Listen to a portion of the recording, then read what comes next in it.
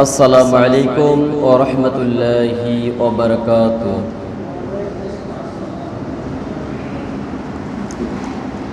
इन्नल हम्दुलिल्लाहि तआला नहमदुहू व नस्तईनुहू व नस्तगफिरुहू व नु'मिनु बिही व नतवक्कलु अलैहि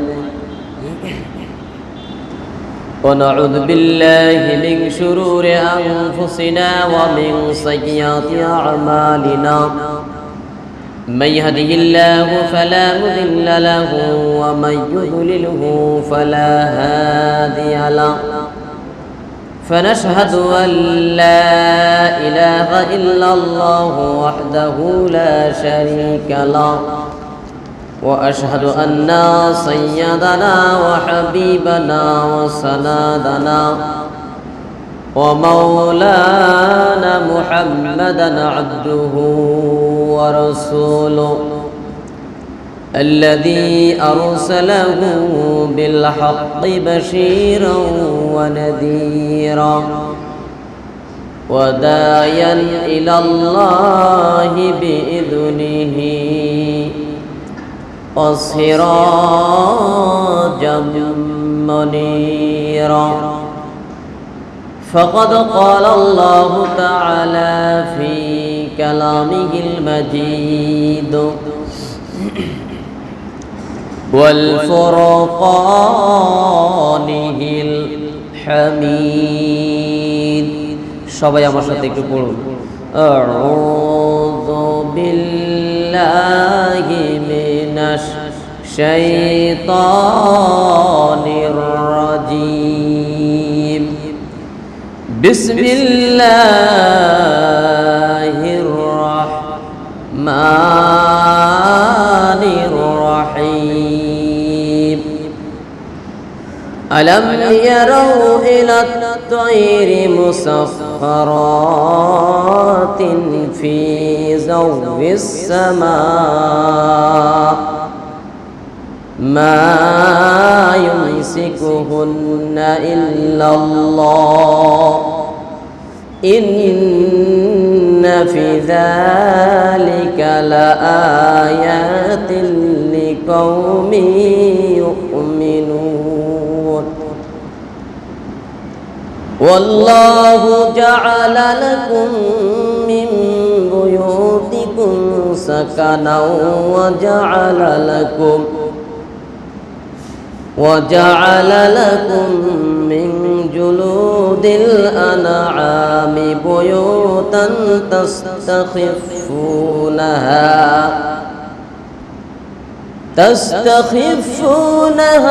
यौम ज़अनिकुम व यौम इक़ामतिकुम व मिन अस्वाफ़िहा व औबारिहा व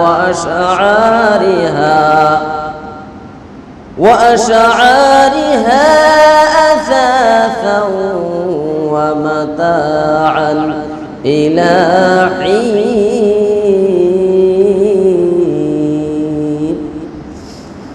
वक़ाल नबी सल्लल्लाहु अलैहि वसल्लम अन अबी मूसा अशअरी रज़ियल्लाहु तआला अन्हु क़ाल क़ाल रसूलुल्लाहि सल्लल्लाहु अलैहि वसल्लम मन अहब्ब दुनियाहु अदर्र बि आखिरतिही व मन अहब्ब आखिरतहु अदर्र बिद्दुनियाहु फ़आथिरू व मा यबक़ा अला मा यक़ना रवाहुल मिशकात।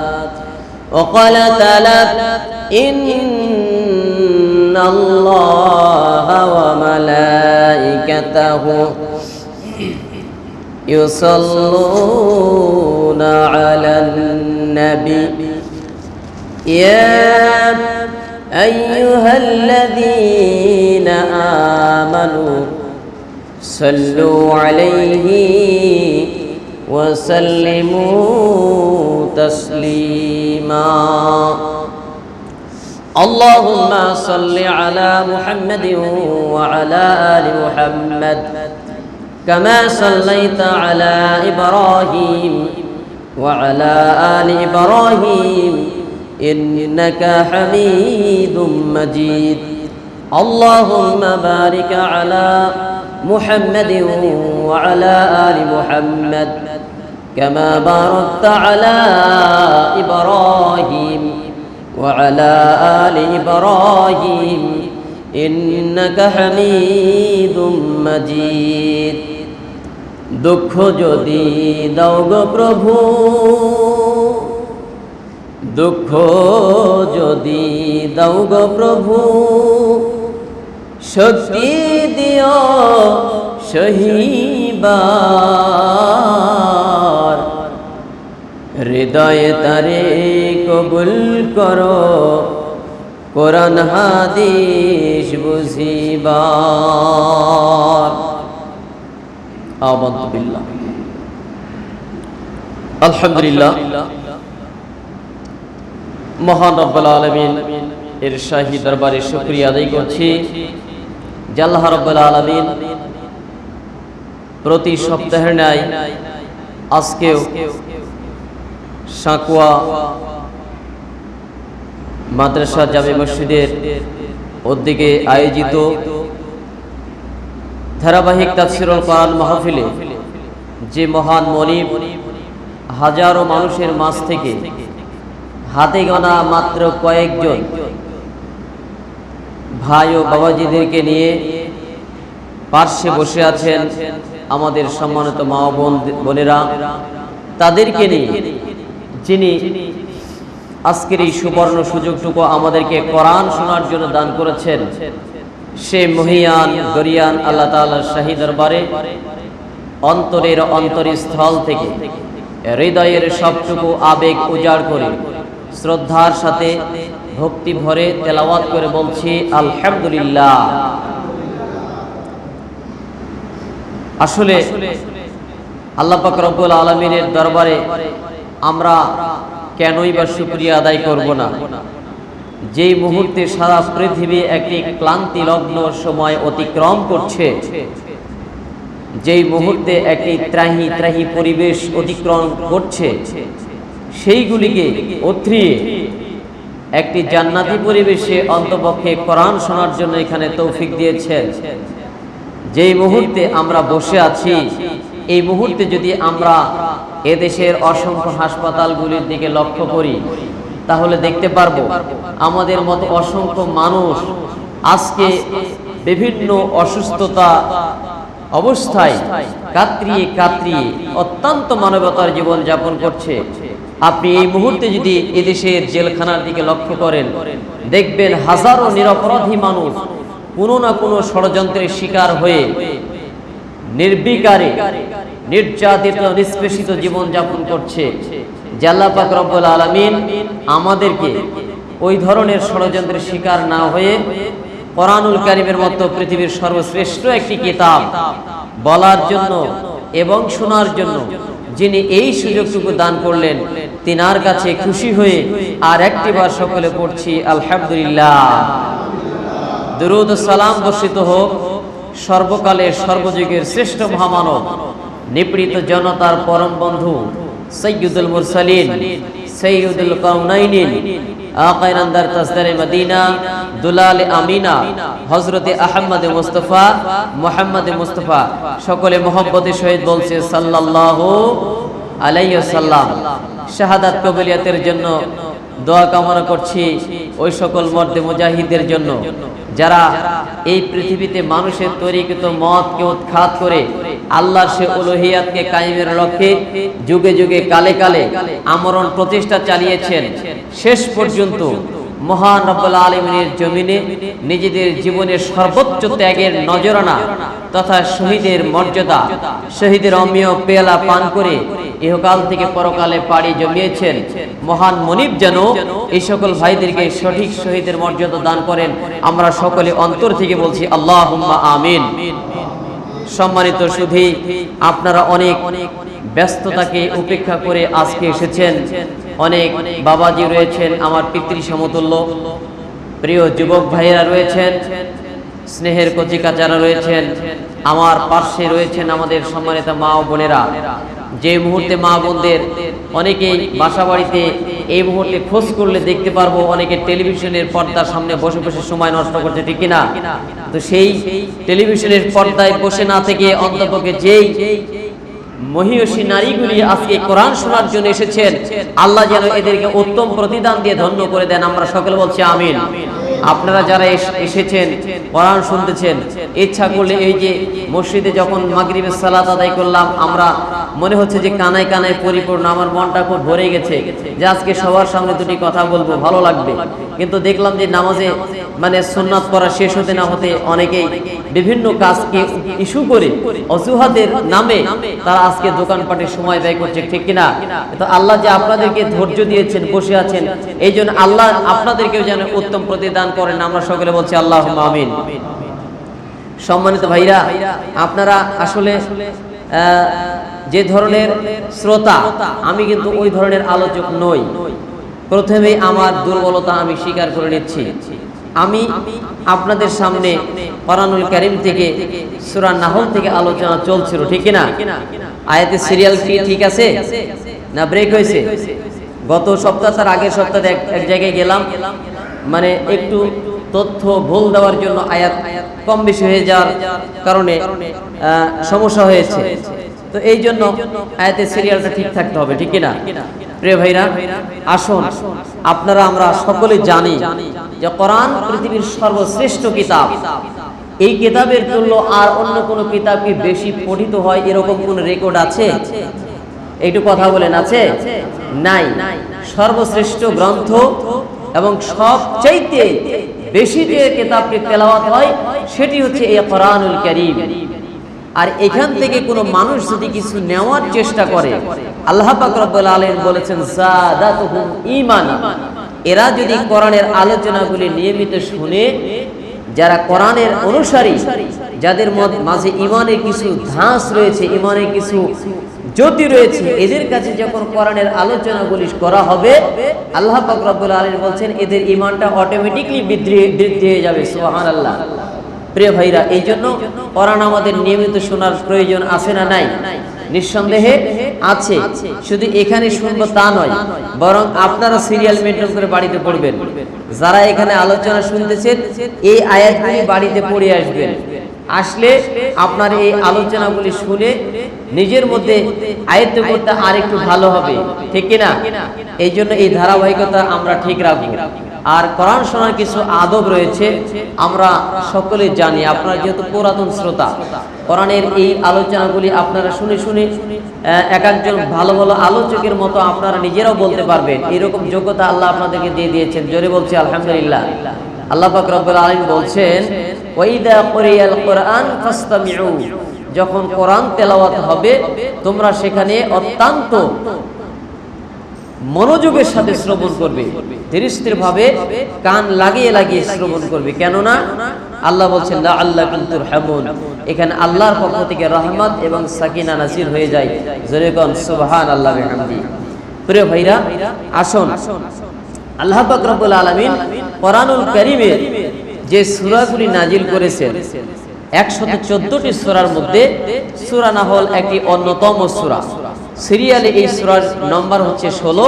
বিশ্বনবী সাল্লাল্লাহু আলাইহি সাল্লামের মক্কা মুআজ্জামায় এই সূরাটি আল্লাহ পাক রব্বুল আলামিন নাজিল করেছিলেন।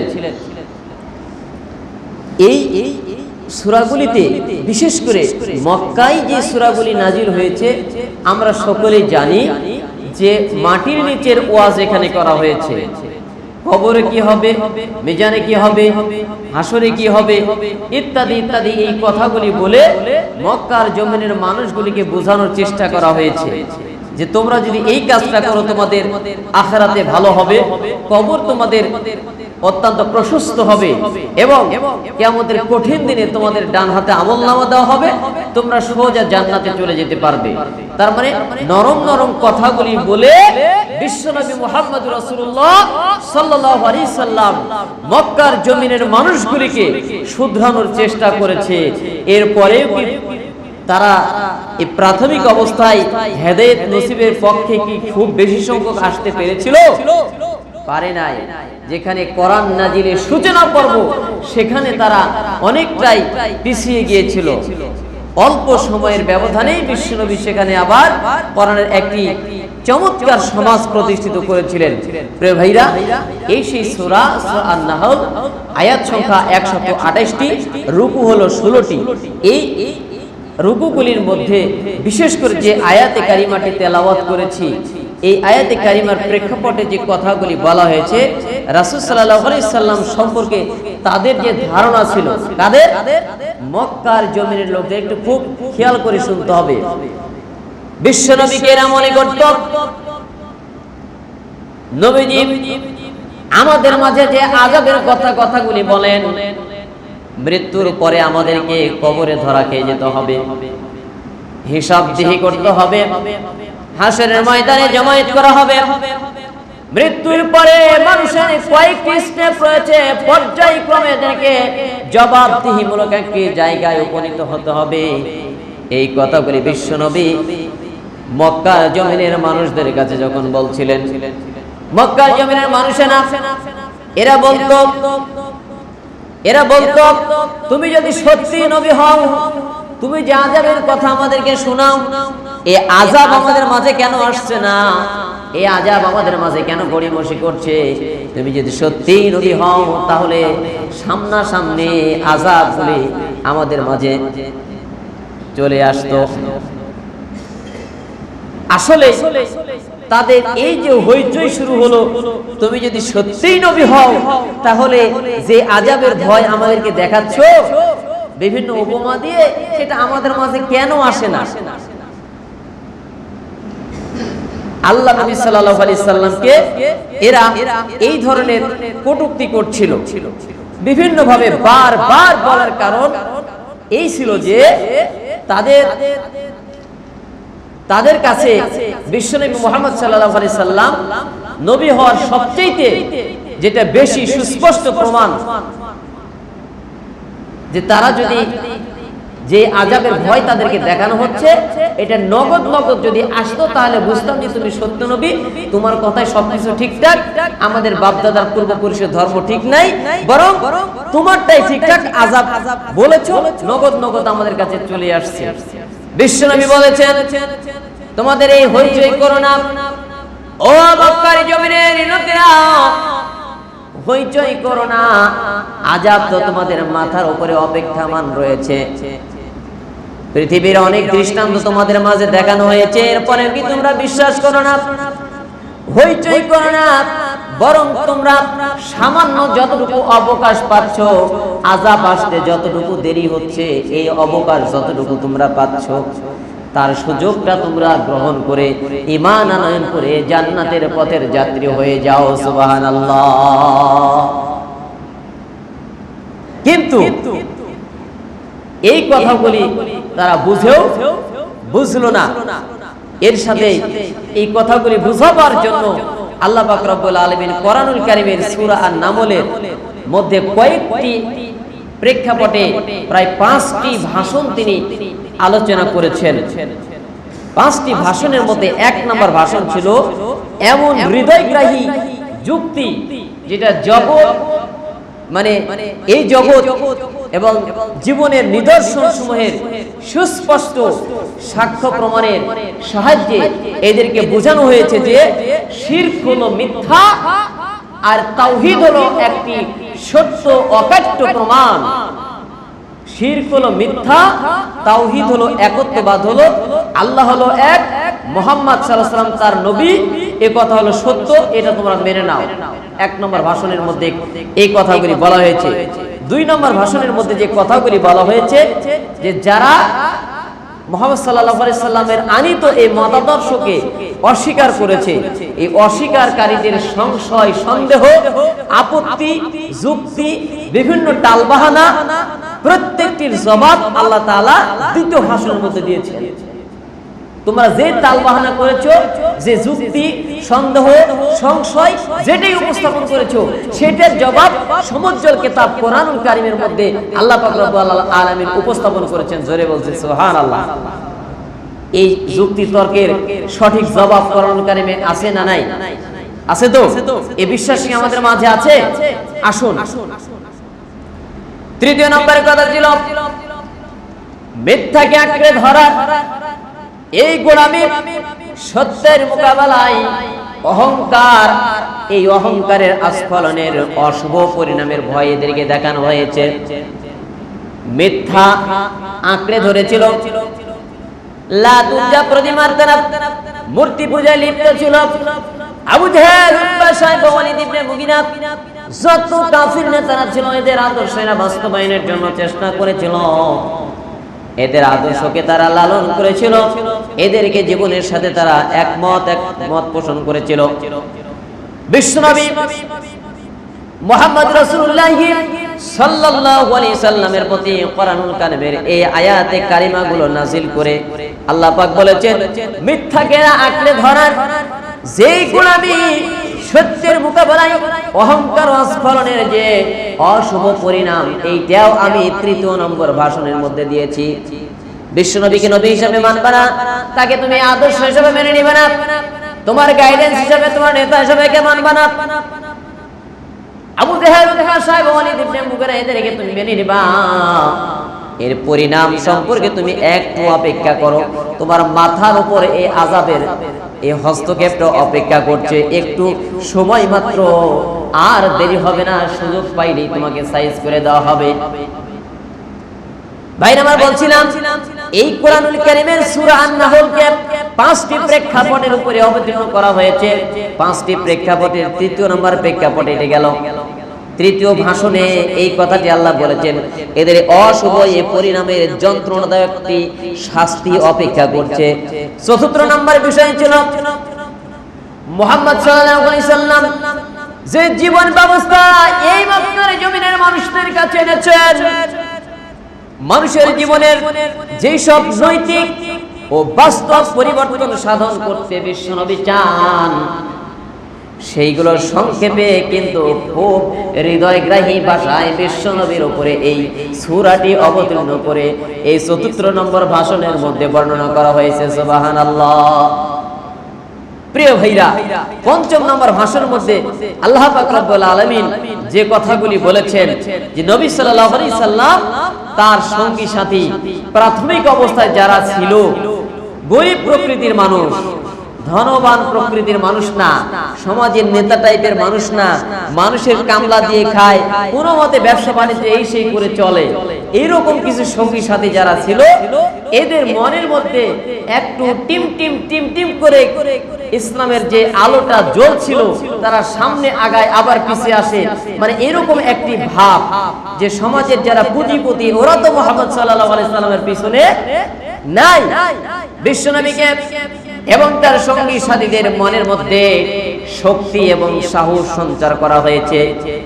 ভয় করার কোনো কারণ নাই, ভয় করার কোনো কারণ নাই।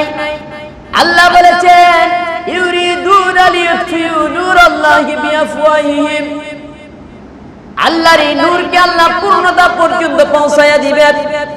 ওয়ালাউ কারিহাল কাফিরুন, এই পূর্ণতা পৌঁছাতে গিয়ে আবু জেহেল, উতবা, সাইবা, এদের নাতিপুতি, এদের বংশশিলা, এরা যারাই থাক না কেন, এদের শরীর যতই জ্বালাপোড়া হোক না কেন, আল্লাহ বলছেন আমি আল্লাহ আমার নূরটারে, আমার আলোটাকে, আমার ইসলামটাকে পূর্ণতা পর্যন্ত পৌঁছায় ছাড়বো। বিশ্বব্যাপীর সঙ্গী সাথীদেরকে এই সাহস এবং চমৎকার শক্তি সঞ্চার তাদের ঈমানের মধ্যে দিয়েছেন।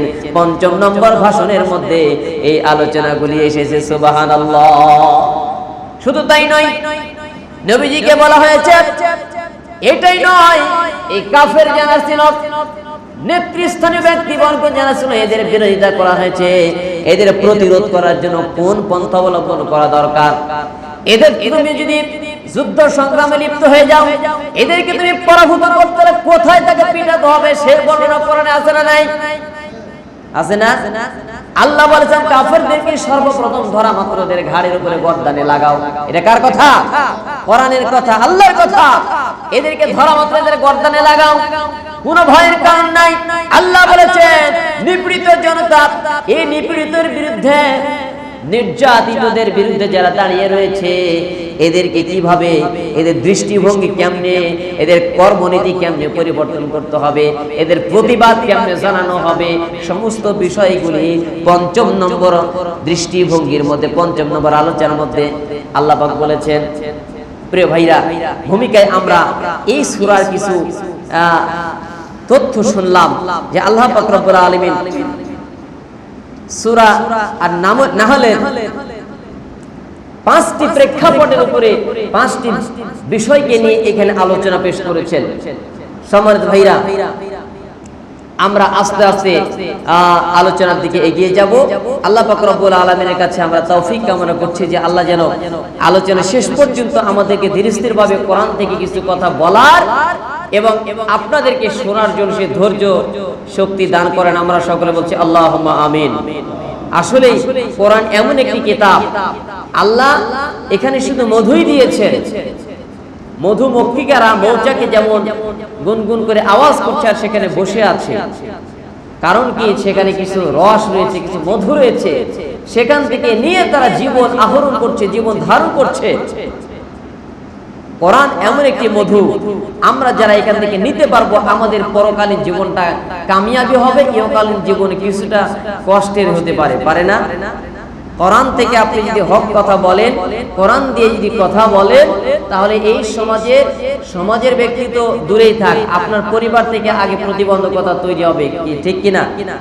পরিবার থেকে আপনার ভাই, আপনার বাবা, আপনার প্রতিবেশী, এইভাবে আস্তে আস্তে দেখবেন যে পর্যায়ক্রমে সামাজিক অবস্থানে চলে গেছে, রাষ্ট্রীয় পর্যায়ে পর্যন্ত চলে যাবে এর প্রতিবন্ধকতা। কারণ এক শ্রেণীর মানুষ চায় কোরআনের এই নূরকে ফু দিয়ে তারা নিভাই দিতে, কিন্তু আমার আল্লাহ চান এই কোরআনের আলোকে একেবারে 100% পর্যন্ত পৌঁছাই দিতে। সুবহানাল্লাহ ওয়া বিহামদিহি। তাহলে আমরা 100% পৌঁছায় দেওয়ার ওই পক্ষে থাকবো, না যারা সমাজে ফু দিয়ে নির্বাপিত করে দিতে চায় তাদের পক্ষে থাকবো? নিঃসন্দেহে আল্লাহর 100% পৌঁছানোর পক্ষে থাকবো, ঠিক না? সম্মানিত ভাইরা, আসুন দেখেন আল্লাহ পাক রব্বুল আলামিন যে কথাগুলি বোঝাতে চেয়েছেন এখানে সূরা নাহলের যে আয়াতে কারিমাটি আপনাদের মাঝে তেলাওয়াত করেছি, আমরা সরল তরজমাগুলি আগে শুনি, এরপরে ধীরে ধীরে আলোচনা দিকে এগিয়ে যাব। আল্লাহ পাক রব্বুল আলামিন এখানে বলছেন, আলাম ইয়ারাউ ইলা তায়রি মুসাখখারাতিন ফি জাওফিস সামা। আল্লাহ পাক বলছেন যে আলাম ইয়ারাউ, এরা কি লক্ষ্য করে না? ইলা তায়রি, ইলা মানে দিকে, তৈরুন মানে পাখি, এরা কি ওই পাখিগুলির দিকে লক্ষ্য করে না? মুসাখখারাতিন ফি জাওফিস সামা, যারা এই বিশাল আকাশ, যে আকাশে কোন ধরনের খুঁটি নাই, এমন একটি ফাঁকা জায়গার মধ্যে নিয়ন্ত্রণাধীন উড়ন্ত এই পাখিগুলির দিকে কি এরা লক্ষ্য করে না? কাদেরকে বোঝানো হয়েছে? মক্কার জমিনের মানুষদেরকে বোঝানো হয়েছে। এরা কি এই পাখিগুলির দিকে লক্ষ্য করে না? আমরা সিল পাখি তো সকলেই চিনি। দেখেন সিল পাখি যখন আকাশে উঠছে, কত উঁচুতে উঠে যাচ্ছে, শত ফিট উপরে উঁচুতে উঠে যাচ্ছে। এই নিয়ন্ত্রণাধীন ক্ষমতাটা কার? আল্লাহ। আল্লাহ বলেছেন, আলাম ইয়ারাউ ইলা তায়রি মুসাখখারাতিন ফি জাওফিস সামাই। আল্লাহু আকবার। আল্লাহ বলছেন, ও পৃথিবীর জমিনের লোকেরা, তোমরা কি ওই আকাশের শূন্যলোকে নিয়ন্ত্রিত পাখিগুলির প্রতি কি লক্ষ্য করো না? যেই পাখিগুলো আল্লাহ ছাড়া পৃথিবীর এমন কোন মানুষ এটা নিয়ন্ত্রণ করে না। আল্লাহ বলছেন, মা ইউমসিকুহুন্না ইল্লাল্লাহ, আল্লাহ ছাড়া কেউ তাকে স্থির রাখতে পারে না। আল্লাহ ছাড়া কি ওখানে কেউ ধরে রাখার শক্তি আছে? কারো নাই, আপনারও নাই। আপনি যদি এরোপ্লেনের দিকে লক্ষ্য করেন, আপনি যদি উড়োজাহাজের দিকে লক্ষ্য করেন, গ্যালনকে গ্যালন, লিটারকে লিটার তেল ব্যবহার করে যেখানে উড়ন্ত অবস্থায় রয়েছে, এই এরোপ্লেন গুলো, উড়োজাহাজ গুলো কি জমিনের বুকে পড়ে ধ্বংস হয় কিনা? হয় না? ওখানে যান, বিশাল সমুদ্র পথ পাড়ি দিয়ে আল্লাহ কোরআনুল কারীমে কথাগুলি বলেছেন, সমুদ্রের বুক চিরে বিশাল বিশাল জাহাজগুলি তোমরা পরিচালনা করো। এই জাহাজগুলো নিয়ন্ত্রণ করার ক্ষমতা কার? হাজার হাজার কিলোমিটার পথ তোমরা অতিক্রম করো, অতল গহ্বর পর্যন্ত আটলান্টিক মহাসাগর থেকে শুরু করে বিভিন্ন মহাসাগরের মাঝখান দিয়ে বিশাল লক্ষ লক্ষ পণ্যবাহী জাহাজগুলি পরিচালনা হচ্ছে। আল্লাহ যদি মনে করতেন নিমিষের মধ্যে এইগুলিকে অতল গহ্বরে পৌঁছায় দেওয়ার ক্ষমতা রাখেন কি রাখেন না? রাখেন না? আল্লাহ বলছেন আলাম ইয়ারাউ ইলাত তায়রি মুসাখখারাতিন ফি জাব্বিস সামা। এই মক্কার জমিনের লোকেরা, তোমরা কি লক্ষ্য করো না ওই আকাশের দিকে, যেই আকাশে শূন্যলোকে নিয়ন্ত্রিত পাখিগুলির প্রতি কি তোমাদের একটু চোখ পড়ে না? দেখো না, আল্লাহ ছাড়া কেউ কি তাকে এখানে স্থির রাখে? কেউ রাখে না। আল্লাহ বলেন ইন্না ফি যালিকা লাআয়াতিন লিকাওমিন ইউমিনুন। আল্লাহ বলছেন এই উপমাগুলি কেবলমাত্র শুধুমাত্র মুমিন সম্প্রদায়ের জন্যই, অবশ্যই এর মধ্যে বহু নিদর্শন রয়েছে। সুবহানাল্লাহ। মক্কার জমিনের মানুষগুলিকে বোঝানোর চেষ্টা করা হয়েছে। আমরা যদি সূরা গাশিয়ার মধ্যে যাই, আল্লাহ ওখানে বলেছেন আফালা ইয়ানজুরুনা ইলাল ইবলি কাইফা খুলিকাত ওয়া ইলাস সামাই কাইফা রুফিআত ওয়া ইলাল জিবালি কাইফা নুসিবাত ওয়া ইলাল আরদি কাইফা সুদিহাত। আল্লাহ বলছেন আফালা ইয়ানজুরুনা ইলাল ইবলি কাইফা খুলিকাত। ও পৃথিবীর মানুষেরা, তোমরা কি লক্ষ্য করো না? ইবলুন মানে উট, উটকে কেমনে তৈরি করা হয়েছে, উটকে কেমনে সৃষ্টি করা হয়েছে, এই উটের দিকে কি তোমরা লক্ষ্য করো না? উটকে মরুভূমির জাহাজ বলা হয়। এমন একটি অর্গান আমি রব্বুল আলামিন তার দেহের মধ্যে সেটিং দিয়েছি। একদিন যদি এই উট পানি পান করে, এক সপ্তাহ পানি পান না করলে আল্লাহ এই স্টক রাখার মতো তার একটি অর্গান, একটা অংশ তার ভিতরের মধ্যে একেবারে সেটিং দিয়েছেন। জোরে কোন সুবহানাল্লাহ। এই নিদর্শন কার? আল্লাহ। আল্লাহ সেটাই বলছেন মক্কার জমিনের লোকেরা, তোমরা কি ওই আকাশের শূন্যলোকের নিয়ন্ত্রিত পাখিগুলির প্রতি লক্ষ্য করো না, যেখানে আল্লাহ ছাড়া কেউ এদেরকে স্থির রাখতে পারে না? এই সূরাতে বলা হলো ওই উটের দিকে কি তাকায় দেখো না? ওয়াইলাস সামাই কাইফা রুফিআত। তোমরা কি আকাশের দিকে তাকিয়ে দেখো না, যেই আকাশের খুঁটি নাই, কোনো খাম্বা নাই, কোনো পিলার নাই, এমন একটি আকাশকে তোমাদের মাথার উপরে আমি ছাদ হিসেবে বানিয়ে দিয়েছি। সুবহানাল্লাহ। একটা মসজিদ তৈরি করতে যান, একটা বিল্ডিং তৈরি করতে চান, রড লাগবে, সিমেন্ট লাগবে, ইট লাগবে, বালি লাগবে, কত সামগ্রীর প্রয়োজন। লক্ষ লক্ষ টাকা ব্যয় করে আমরা একটা বাসা বাড়ি কোনো মতে বানাতে সক্ষম হচ্ছি, কিন্তু ওই মহান সত্তা তোমরা ওই আকাশের দিকে দৃষ্টি করো না, যে আকাশের কোনো খুঁটি নাই, পিলারবিহীন একটি আকাশ তোমাদের মাথার উপরে আমি স্থাপন করছি, যেখানে কোনো প্রকার খুঁটি নাই, কোনো ধরনের সরঞ্জামের প্রয়োজন হয় না। ওয়াইলাল জিবালি কাইফা নুসিবাত। ও মক্কার জমিনের লোকেরা, তোমরা কি জিবাল, ওই পাহাড়ের দিকে লক্ষ্য করে না, যেই পাহাড়টাকে আমি রব্বুল আলামিন তোমাদের জন্য পৃথিবীকে স্থির করার জন্য আমি একেবারে পেরেক হিসাবে গড়ে দিয়েছি। সুবহানাল্লাহ। পাহাড়কে পেরেক হিসাবে তোমাদের এই পৃথিবীটাকে আমি যেন হেলে দুলে নড়ে চড়ে এটা এদিক ওদিক না হয়, এই জন্য পাহাড়টা তোমাদের জন্য স্থাপন করেছি এই পৃথিবীর উপরে। আমরা তো পাহাড়ি এলাকার মানুষ না। আমরা যদি এখান থেকে ঢাকায় যাই, তারপরে চিটাগঙ্গের দিকে যাই, কুমিল্লা যাওয়া মাত্র আপনি শুরু করলেন, দেখতে পেলেন বিশাল বিশাল পাহাড় আছে না? বিশাল বিশাল পাহাড়। আল্লাহু আকবার। আল্লাহর জমিনটা ঘুরে দেখলে কুল সিরু ফিল আরদ, আল্লাহ এই কথা বললেন, তোমরা আমার জমিনে ঘুরে ঘুরে দেখো, সফর করো, দেখবা আমার কত নিদর্শনাদি আল্লাহ পাক রব্বুল আলামিন দিয়েছেন। সুবহানাল্লাহ বিহামদিহি। একবার কক্সবাজারে গেলাম, হিমছড়ি পাহাড়ের পাশে দেখলাম অঝোরে ঝর্ণা ঝরতেছে। সুবহানাল্লাহ, কি স্বচ্ছ সতেজ চমৎকার পানি। কে এই পানিগুলো ঝরাচ্ছে? পাহাড়ের কান্না দেখে তোমরা বলো তাতে ঝর্ণা ধরে? বলি না আমরা? কবি বলছেন যে পাহাড়ের কান্না দেখিয়ে তোমরা বলো তাতে ঝর্ণা ঝরছে। আসলে কান্না তো মানে ঝর্ণা তো নয়, আল্লাহর ভয়ে এরা কাঁপতেছে। সুবহানাল্লাহ বিহামদিহি। কোরআনে এসেছে অসংখ্য পাথরগুলি আল্লাহর ভয়ে কেঁদে কেঁদে তারা নিচের দিকে বসে যাচ্ছে। কিন্তু আমি মানুষ, আমার হৃদয়টা গলে না, শক্ত হয়ে গেছে। আল্লাহ তাই বললেন ওয়াইলাল জিবালি কাইফা নুসিবাত। ও মক্কার জমিনের লোকেরা, তোমরা কি এই পাহাড়ের দিকে লক্ষ্য করো না? পাহাড়টাকে কেমনে স্থাপন করা হয়েছে?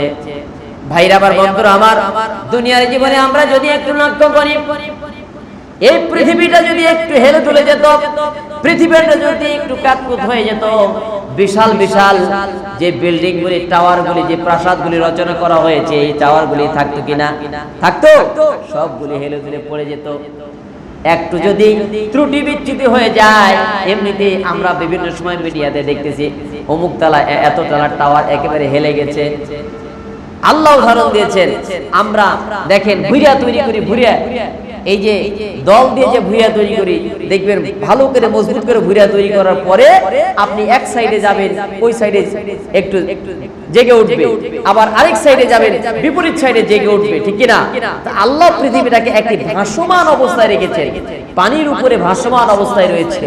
আর এই ভাসমান অবস্থায় পৃথিবীটা যেন এদিক ওদিকে হেলে দূরে না যায়, এই চমৎকার ভাবে একটি স্থির অবস্থায় দাঁড়িয়ে থাকার মতো যে পরিবেশ যেভাবে করার প্রয়োজন, যুগোপযোগী করে মানুষের বসবাসের জন্য আল্লাহ এই পৃথিবীটাকে ঠিক ওইভাবে গড়ে দিয়েছেন। এরপরেও কি তোমাদের জ্ঞানের চক্ষু খোলে না জাতি?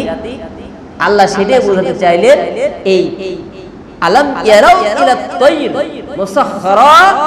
আল্লাহ বলেছেন তাইরুন শব্দের আবিধানিক অর্থ হচ্ছে পাখি। এই পাখিগুলি দেখেও কি তোমাদের জ্ঞানের চক্ষু খোলে না? প্রিয় ভাইরা, আসুন, আরো অনেক কথা রয়েছে, আমরা সময়ের ব্যবধানে আস্তে আস্তে শুনবো ইনশাআল্লাহ। আল্লাহ পাক রব্বুল আলামিন বলছেন ইন্না ফি যালিকা লাআয়াতিন লিকাওমিন ইউমিনুন।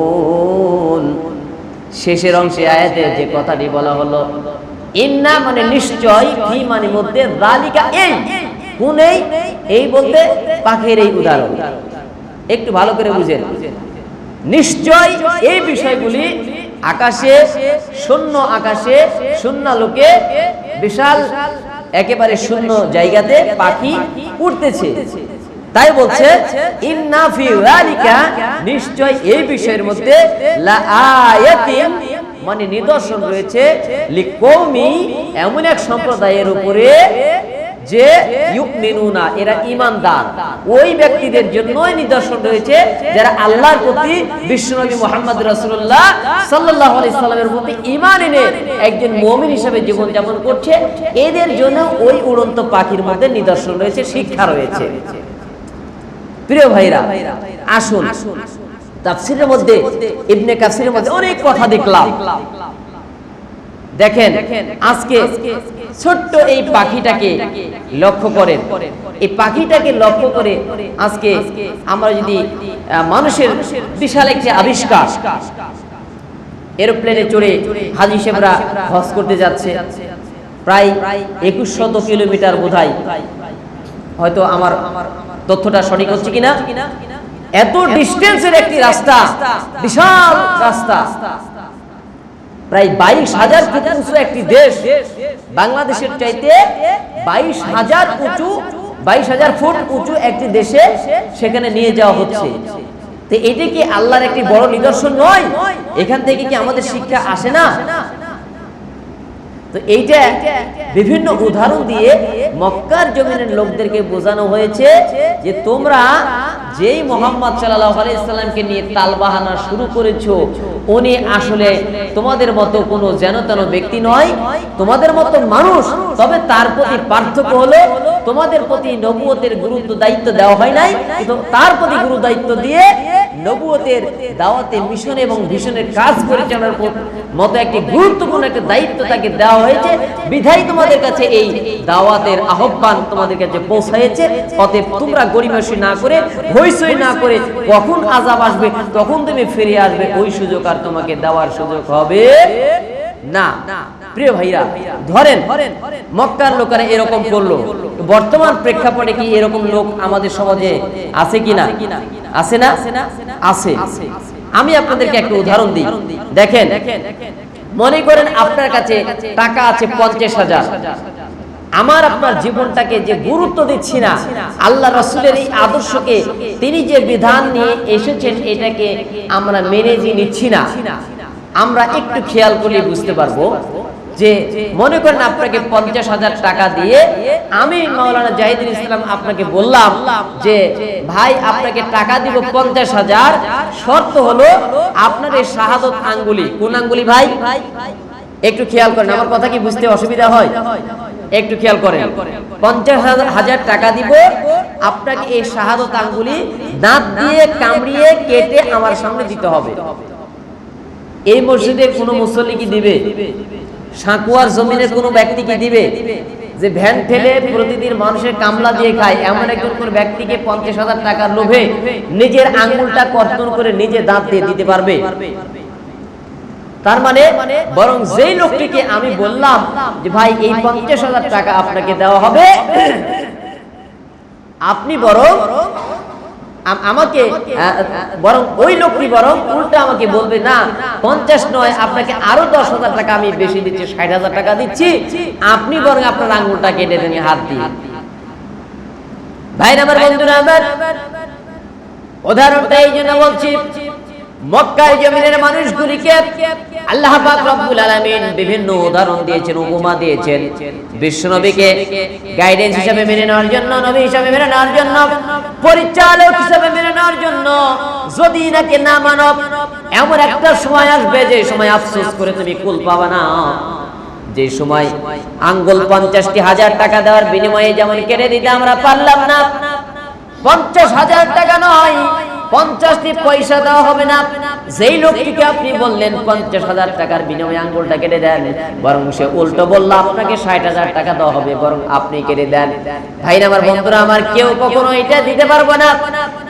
কিয়ামতের কঠিন দিনে এমন একটি সময় আসবে, বিশ্বনবী মুহাম্মদ সাল্লাল্লাহু আলাইহি সাল্লামকে কোরআনুল কারীমের আয়াত নাযিল করে জানিয়ে দেওয়া হলো, মক্কার জমিনের মানুষদেরকে জানিয়ে দেন, ওই শূন্যালোকে যে পাখিগুলি ঘুরতেছে, শূন্যালোকে যে পাখিগুলি স্থির হয়ে দাঁড়িয়ে রয়েছে, এটাতে একমাত্র আল্লাহ নিয়ন্ত্রণাধীন রয়েছেন। এইটাকে যদি তোমরা মেনে না নাও, বিশ্বাস না করো, তোমরা অপেক্ষা করো, এমন একটা সময় আসবে, এমন একটা দিন আসবে, দুনিয়ার জীবনে এই সময়টুকু মেনে না নেওয়ার কারণে আফসোসে ফেটে পড়বা। আফসোস করতে করতে এমন একটা সময় আসবে, ওই বান্দাগুলি নিজের আঙ্গুলগুলিকে কামড়িয়ে কামড়িয়ে ক্ষতবিক্ষত করে দেবে, শেষ পর্যন্ত কর্তন করে ফেলে দিবে, কিন্তু তার মনটা এতটুকু টের পাবে না কখন তার আঙ্গুলটা কেটে কেটে জমিনে ফেলে দিয়েছে, এইটা সে টের পাবে না। এমন একটা আফসোসের সময় আসবে, আর আল্লাহর কাছে নিবেদন জানানো হবে, আল্লাহ আর একবার তুমি আমাদেরকে পৃথিবীতে যাওয়ার সুযোগ করে দাও, এইবারে পৃথিবীতে গিয়ে যতগুলো ভালো কাজ আছে সব কাজগুলি করে আসবো। এগেন চান্স কি আছে? পুনরায় কি আর কোনো সুযোগ আছে ফিরে আসার সুযোগ? আমি বোঝাচ্ছিলাম, দুনিয়ার জীবনে মক্কার লোকেরা মুহাম্মদ সাল্লাল্লাহু আলাইহি সাল্লামের আদর্শ পালন না করার কারণে, মেনে না নেওয়ার কারণে, বরং উল্টো তারা আবু জেহেল, আবু লাহাব, উতবা, সাইবা, ওয়ালিদ ইবনে মুগিরা, এদের কালচার, এদের কৃষ্টি, এদের আচরণকে তারা লালন করে জীবন ধারণ করলো। আল্লাহ বলছেন তোমরা শুনে রাখো, তোমাদেরকে ওই সময় আফসোস করে দুনিয়াবী জীবনে যেমন তুমি একটি আঙ্গুল লক্ষ টাকার বিনিময়ে কেটে দিতে পারলে না, কিন্তু এমন একটা সময় আসবে যে আঙ্গুল তুমি এই চিন্তায় বিভৎস হয়ে তুমি একেবারে ভারাক্রান্ত হয়ে যাবে, তোমার আঙ্গুল কেটে জমিনে পড়ে যাবে, নিচে পড়ে যাবে, তুমি নিজের টেরও পাবে না, শুধু আফসোস আর আফসোস করতে করতেই তুমি তোমার সময়গুলি অতিবাহিত করবে, কিন্তু ওই সময় আফসোস করে আর কোনো কাজ হবে না। কোনো কাজ হবে না। তাহলে কি করতে হবে? এখনই আমাকে সুযোগ বেছে নিতে হবে। আল্লাহ পাক রব্বুল আলামিন এখানে সেই কথাই বললেন যে ইন্না ফি যালিকা লাআয়াতিন লিকওমি ইউমিনুন, নিশ্চয় এই পাখি, উড়ন্ত এই পাখির মধ্যে ওই সম্প্রদায়ের জন্য নিদর্শন রয়েছে যারা ঈমান এনেছে, যারা বিশ্বনবীকে নবী হিসেবে মেনে নিয়েছে।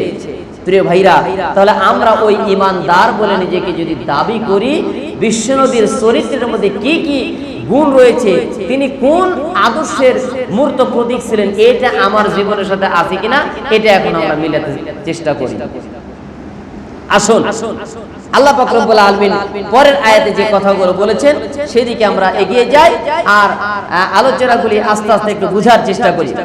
আল্লাহ বলেছেন, এই মক্কার জমিনের লোকেরা শুনে রাখো, ওয়াল্লাহু জাআলা লাকুম মিন বুয়ুতিকুম সাকানাও ওয়া জাআলা লাকুম মিন জুলুদিল আনআম।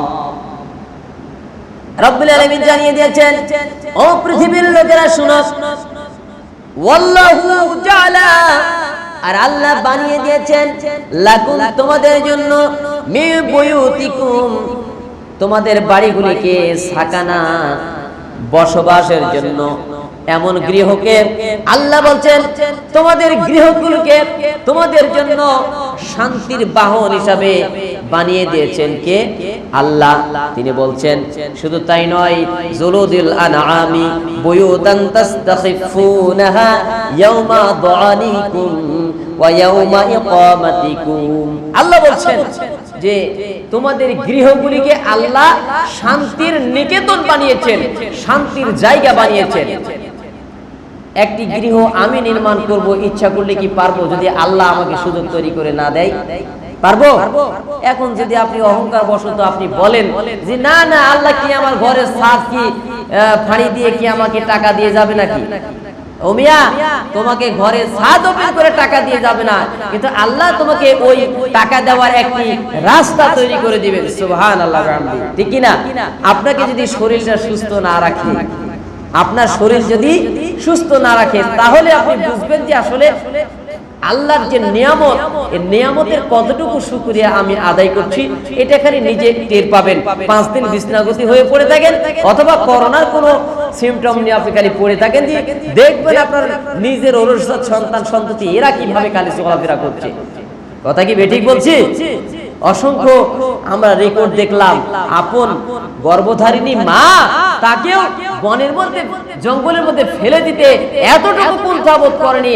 এই ধরনের কুলাঙ্গার এই সমাজে আছে না নাই? কি আমি কি কথা ভুল বললাম? প্রিয় ভাইরা, আল্লাহ বলছেন আল্লাহু জাআলা লাকুম মিন বুয়ুতিকুম, আল্লাহ তোমাদের জন্য সাকানা তোমাদের বাড়িগুলিকে শান্তির নিকেতন বানিয়েছেন, তোমাদের জন্য এই গৃহগুলিকে একেবারে আরামদায়ক জায়গা হিসেবে বানিয়েছেন। আর কি করেছেন? وَجَعَلَ لَكُم مِّن جُلُودِ الْأَنْعَامِ بُيُوتًا تَسْتَخِفُونَهَا يَوْمَ ظَعْنِكُمْ وَيَوْمَ إِقَامَتِكُمْ।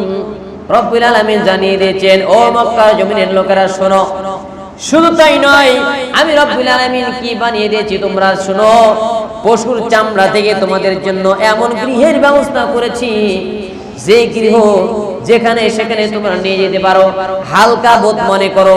তোমাদের জন্য ভ্রমণকালে কিংবা অবস্থানকালে এমন চমৎকার গৃহের তোমাদের আমি ব্যবস্থা করে দিয়েছি। এটা তৎকালীন সময়ের কথা বলা হয়েছে, যখন বিজ্ঞানের এই নব আবিষ্কার ছিল না, যখন একটি সিট কাপড় তৈরি করার মেশিন পত্র ছিল না। ছিল নাকি? আজকে কাঠমিস্ত্রির যে ভাইয়েরা কাজ করছেন, এখন আগের চাইতে অনেক আরামদায়ক না? আগে রেন্দা দিয়ে ঠেলা ঠেলি করে কত কষ্ট করে একটা মানে আসবাব তৈরি করতে হতো। এখন কি আর ওই সুযোগ আছে? এখন এসে গেছে আধুনিক যুগ। এখন বৈদ্যুতিক সাহায্যে, মেশিনের সাহায্যে যেই কাজটা লাগতো 1 সপ্তাহ, সেই কাজটা হয়ে যাচ্ছে 2 ঘন্টায়। ঠিক কিনা? বিশ্বটা হচ্ছে গ্লোবাল ভিলেজ, এখন মানুষের হাতের মুঠোয়। আল্লাহ বলছে তোমাদের পশুর চামড়া থেকে তোমাদের জন্য এমন গৃহের আমি সুব্যবস্থা করে দিয়েছি, যে এমন টেম্পোরারি গৃহ আল্লাহ বানানোর তাদেরকে কায়দা কৌশল শিখাই দিয়েছিলেন, যে তোমরা ইচ্ছা করলে সফরে যাও, যুদ্ধে যাও, বিভিন্ন জায়গাতে যাও, গৃহটা তোমরা জড়াই নিয়ে সেখানে তাবু আকারে গেলে এখানের মধ্যে তোমরা বসবাস করতে পারো। সুবহানাল্লাহ। কথাগুলো বলার নিঃসন্দেহে কোনো কারণ আছে, ঠিক কি না? আল্লাহ বলেছেন, এরপরে বলছেন ওয়ালা আনআমি বুয়ুতান তাস্তাখিফুনাহা ইয়াওমা দুআনিকুম ওয়া ইয়াওমা ইকামাতিকুম ওয়া মিন আসওয়াফিহা ওয়া আওবারিহা ওয়া আশআরিহা আসাসাও ওয়া মাতাআন ইলা হিন। রব্বুল আলামিন জানিয়ে দিচ্ছেন, এই পৃথিবীর মানুষ শুনে রাখো, আল্লাহর রাসূলের এই দ্বীনি ব্যবস্থাপনাকে তোমরা যে অস্বীকার করছো, এই জিনিসগুলি থেকে, তোমার পশুর চামড়া থেকে আমি তোমাদেরকে এই কাজগুলি করার জন্য শিক্ষা দিলাম। শুধু তাই নয়, তোমার এই পশুর পশম থেকে, লোম থেকে, চুল থেকে, চুল বলতে উটের কেশ থেকে, উটের লেজের কেশ, তাফসীর ইবনে কাসিরের মধ্যে স্পষ্ট বর্ণনা করা হয়েছে।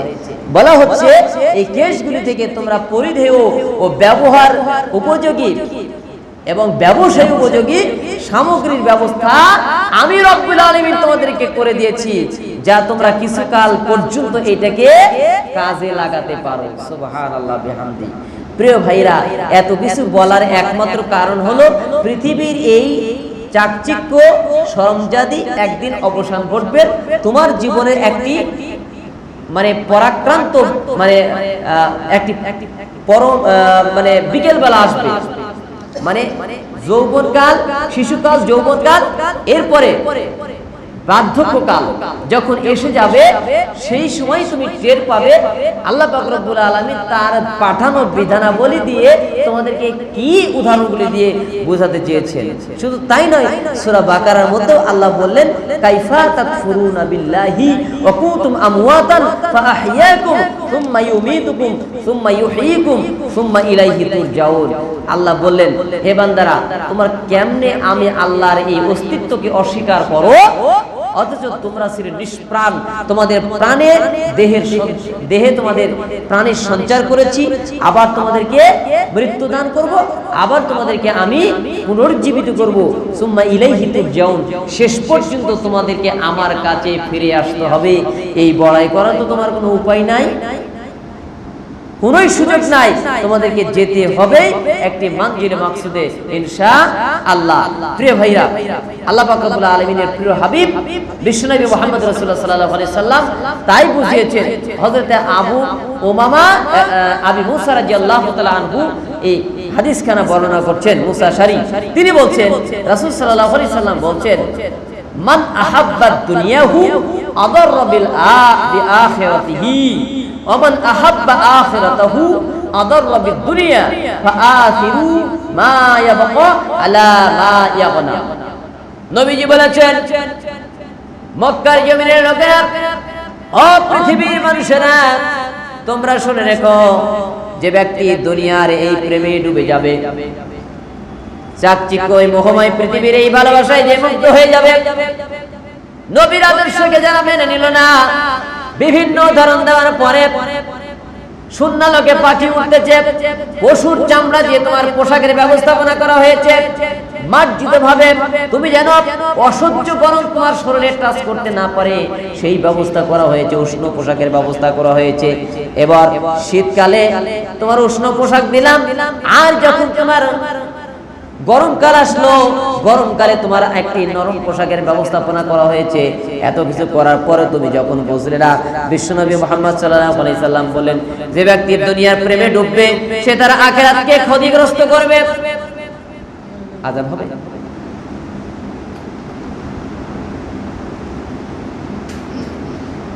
তো আমরা আযানের জবাব দিই শেষ পর্যন্ত, জামাত 8:30। আচ্ছা, আমরা যে বিষয়টি বলছিলাম, বিশ্বনবী মুহাম্মদ সাল্লাল্লাহু আলাইহি সাল্লাম হাদিস শরীফের মাধ্যমে সারা পৃথিবীর মানুষকে জানিয়ে দিলেন, যে ব্যক্তি আখিরাতকে প্রাধান্য দেবে, দুনিয়ার জীবনে সে ক্ষতিগ্রস্ত হবে, দুনিয়ার প্রেমে যে ডুবে যাবে তার আখিরাতটা ক্ষতিগ্রস্ত হবে, একটি আরেকটির বিপরীত অবস্থানে থাকবে। সুতরাং নবীজি বলেছেন যে আল্লাহ নবী বলছেন, সুতরাং হে মানুষ, তোমরা অস্থায়ী জীবনকে স্থায়ী জীবনের উপরে প্রাধান্য দাও। অস্থায়ী জীবনটা হচ্ছে আমার দুনিয়ার জীবন, আর স্থায়ী জীবনটা হচ্ছে আখিরাতের জীবন। এই স্থায়ী জীবনের প্রতি যদি আমরা পাবন্দী হতে পারি, ইহকালে শান্তি পাবো, পরকালে মুক্তির মোহনা এলাল জান্নাতে যেতে পারবো।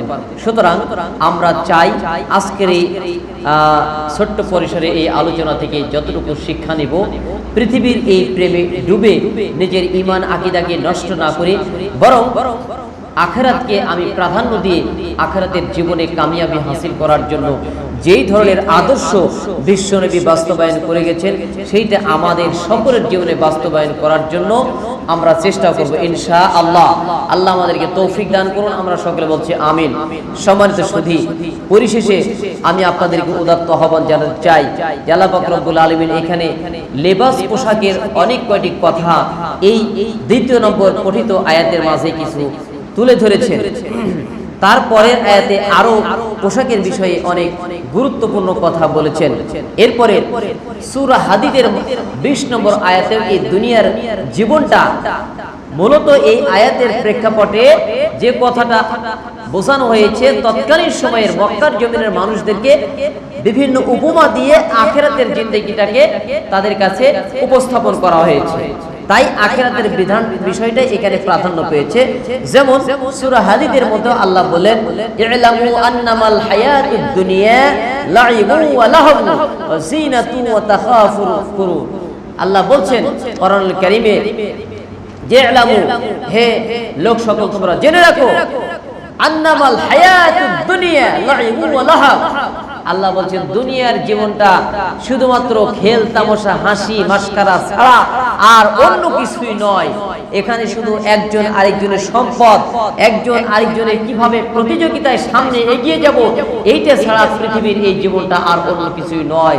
সুতরাং তোমরা ওইটাকে নিয়ে যদি তোমরা ডুবে থাকো, তাহলে আখিরাতের জিন্দেগি তোমরা হারিয়ে ফেলবে, তথা জাহান্নামের দিকে নিজেকে ঠেলে দিচ্ছ।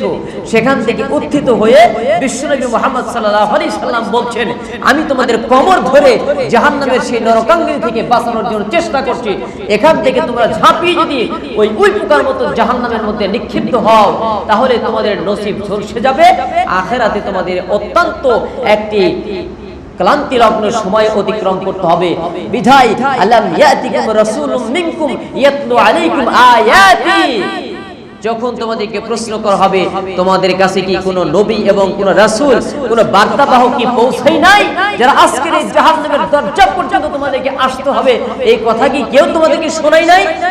সেই দিন বলবে ক্বালু বালা, হ্যাঁ আমাদের কাছে বলা হয়েছিল, কিন্তু ওই কথাগুলিকে আমরা নাক ছিটকাইছিলাম, অবিশ্বাস করেছিলাম, আমরা এইগুলিকে মেনে নিতে চাচ্ছিলাম না। দুনিয়াবি মানুষের পিছনে, নেতার পিছনে ঘুরে আমার মূল্যবান সময়কে নষ্ট করেছি। আখিরাতে আজকে আমরা আফসোসে ফেটে পড়ছি। আর একটিবার সুযোগ করে দেওয়া হোক, সেই দিন কি আর কোনো সুযোগ করে দেওয়ার সুযোগ থাকবে না। প্রিয় হাজিরিন, এই জন্য সকলকে উদাত্ত আহ্বান জানাতে চাই, আজকের এই সংক্ষিপ্ত সার আলোচনা থেকে, আজকের এই ধারাবাহিক তাফসীর মাহফিলের এই পঠিত 2টি আয়াতের আলোকে যে কথাগুলি বললাম, আমরা মূলত আখিরাতের জিন্দেগিতে কামিয়াবি হাসিল করতে চাই।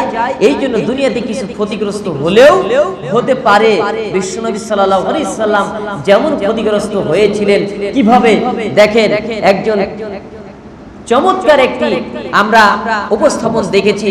বিশ্বনবীকে সামান্য অল্প সময়ের মাঝে তিনি কত তিক্ততার পাত্র হয়েছিলেন। যখন নবুয়তের দায়িত্ব তার মাথার উপরে, গাড়ির উপরে অর্পণ হয় নাই, ততক্ষণ পর্যন্ত সকল মানুষগুলি আল আলামিন as-সাদিক, একজন সত্যবাদী, একজন বিশ্বাসী, বিশ্বস্ত একজন ছেলে হিসাবে, পুরুষ হিসাবে, যুবক হিসাবে বিশ্বনবীকে মেনে নিতে তাদের এতটুকু ইতস্তত ছিল না।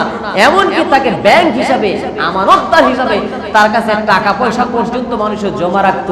আর এই মানুষটি যখন নবুয়তের দায়িত্ব তার প্রতি অর্পণ হলো, আর কোরআন দিয়ে যখন মানুষের সামনে কথা বলা শুরু করেছেন, তখনই নেতাদের মাথা নষ্ট হয়ে গেছে। ওরা বুঝাইতে যাচ্ছে, ও মোহাম্মদ আব্দুল্লাহর পুত্র, তুমি এইটা বাদ দাও। তুমি কি চাও মক্কার জমিনের সর্বশ্রেষ্ঠ সুন্দরী নারীকে বিবাহ করতে চাও? বানিয়ে দেওয়া হবে, এনে দেওয়া হবে। এই সময়ের সবচাইতে একজন ধনবান মানুষ হিসেবে যদি পরিচিতি লাভ করতে চাও, তাও সেটি এনে দেওয়া হবে। কিন্তু তুমি এই কোরআনের দাওয়াতটা বন্ধ করে দাও। জোরে কর নাউজুবিল্লাহ। আজও এই সমাজে হচ্ছে কিনা, এক শ্রেণীর উলামায়ে কেরামদেরকে বিভিন্ন সুযোগ সুবিধা দিয়ে কোরআনের হক কথাগুলি বলা থেকে আজকে দূরে রাখা হয়েছে। আজকে এমন একটি পরিবেশ যাচ্ছে যেখানে কোরআনের হক কথা বলা মাত্র তাদেরকে নির্যাতিত, নিষ্পেষিত অথবা নিমিষে তাকে গুম হয়ে যেতে হচ্ছে।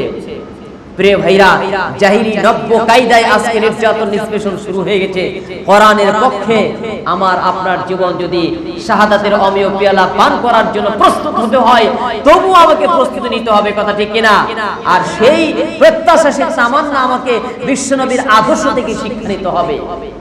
সম্মানিত সুধী, আসুন, সময় স্বল্প, আমি আপনাদেরকে পরিশেষে এতটুকু উদাত্ত আহ্বান জানাতে চাই, আমরা সেই সালাউদ্দিন আইয়ুবী, তারেক বিন জিয়াদ, বিশ্বনবী মুহাম্মদ সাল্লাল্লাহু আলাইহি সাল্লাম, হযরত ওমর ইবনে খাত্তাব, তাদের সৈনিক, তাদের রেখে যাওয়া এই কোরআনুল কারীমকে আমরা সমাজে প্রতিষ্ঠিত করতে গেলে আপনাকে বিশ্বনবীর আদর্শে কি আছে সেটাই বেছে নিতে হবে।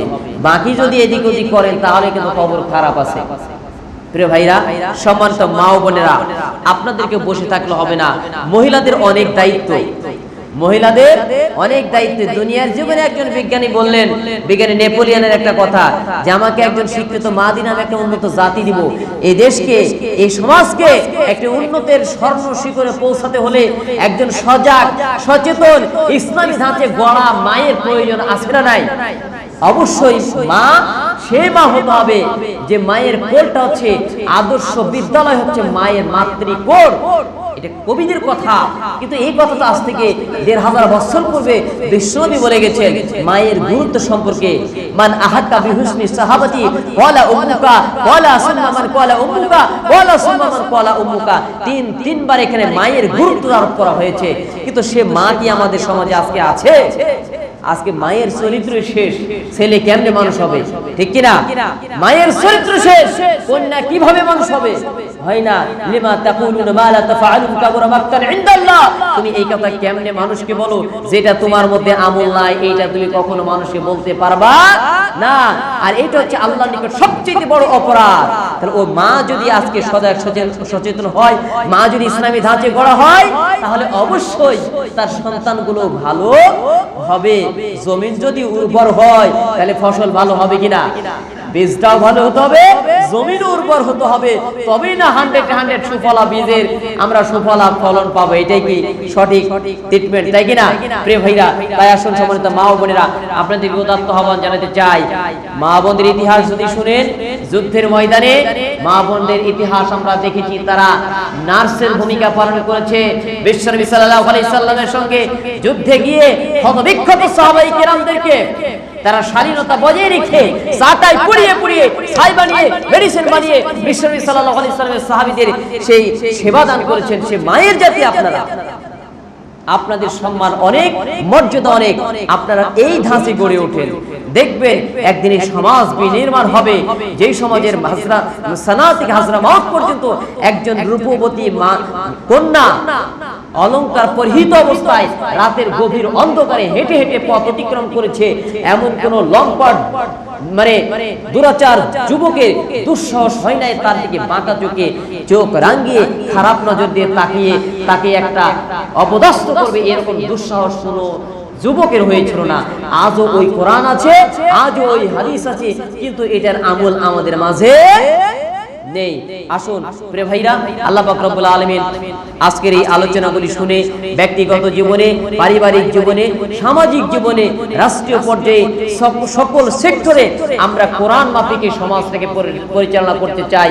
আল্লাহ আমাদেরকে তৌফিক দান করুন, আমরা সকলে বলছি আমিন। আমাদের সমাজ থেকে, আমাদের পরিবার থেকে শুরু করতে হবে এই দাওয়াতি কাজগুলি। আপনার সন্তানকে ঠিক করেন, আপনার ভাতিজাকে ঠিক করেন, আপনার ভাইকে ঠিক করেন। এইভাবে পরিবার থেকে শুরু করে আমরা সর্বস্তরে কোরআনের এই দাওয়াতগুলি দেব ইনশাআল্লাহ। আল্লাহ আমাদেরকে তৌফিক দিন। আমরা সকলে বলছি আমিন। ওয়া আখিরু দাওয়ানা আনিল হামদুলিল্লাহি রাব্বিল আলামিন। সুবহানাকাল্লাহুম্মা ওয়া বিহামদিকা আশহাদু আল লা ইলাহা ইল্লা আনতা আস্তাগফিরুকা ওয়া আতুবু ইলাইহি। আসসালামু আলাইকুম ওয়া রাহমাতুল্লাহি ওয়া বারাকাতুহু।